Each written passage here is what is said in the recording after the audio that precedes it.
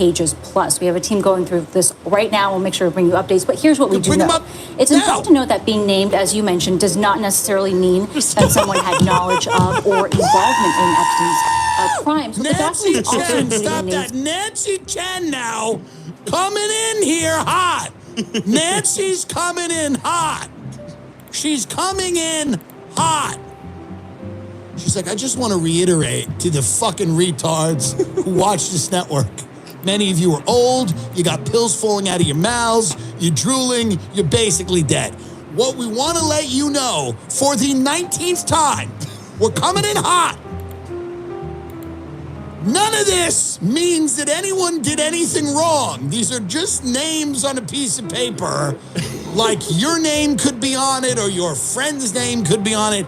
No one did it. No one did nothing here. This is separate. There's Jeffrey Epstein, the human trafficker, and then there's this thing that we got, which is a whole nother thing. That's the way the media is handling this. This is different. This is a whole nother thing. Let's continue with Nancy Chen. Of accusers along with potential witnesses. Underage accusers were kept under seal here. That said, nearly 190 J. Does were mentioned in these documents. They're tied to a civil lawsuit against Epstein's accomplice, Ghislaine Maxwell, who is now serving, as you mentioned, a 20-year prison sentence for helping Epstein groom and sexually abuse underage girls. Her accuser, Virginia Giuffre, says she was trafficked when she was 17 to Britain's Prince Andrew, who has denied her allegations. They settled out of court in 2022. But Epstein, a convicted sex offender, died by suicide in jail in 2019 while awaiting trial for sex trafficking. I do want to point out that two people connected to today's release have asked for their names to stay under seal, and a judge granted those requests temporarily as their objections remain under review. So we're going to continue going through this. There's a lot to sift through, and we'll make sure to update you as it comes in. They've said nothing. Okay. It's amazing how they say nothing. There's a lot to go through here. We got a crack team in the back. By the way, does anyone believe that? Nope. Does anyone believe that CBS News has a team of people going through these documents? Does anyone, gun to your head, you know what it is, right? You go in the back of CBS News, there's like a fat guy. He's eating, it's New York, they're all New York. He's eating like a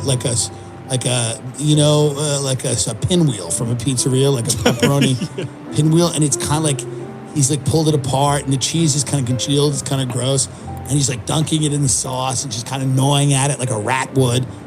And he's got this, he's got like the Epstein, all the docs up, and like it's his job to like make sense out of this. That's the best case scenario. It's like one day they put one fat idiot on it. And they're like, what do you think? And he's like, oh no, there's a lot of people named in here. A lot of people get fucked up over there.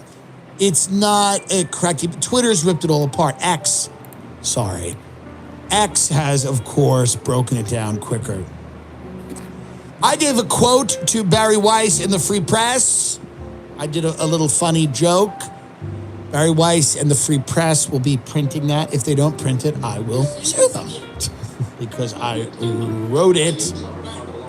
But we'll be moving on shortly from this story. But this is interesting. It is developing, and I just want to say that while I cover this story, I want to let my audience know, my viewers, my listeners, people that have listened to this show, some of them 7 or 8 years, that just because I'm talking about the names of these people that have been mentioned, it does not imply that I think they did anything wrong. I think they're all fine, upstanding people.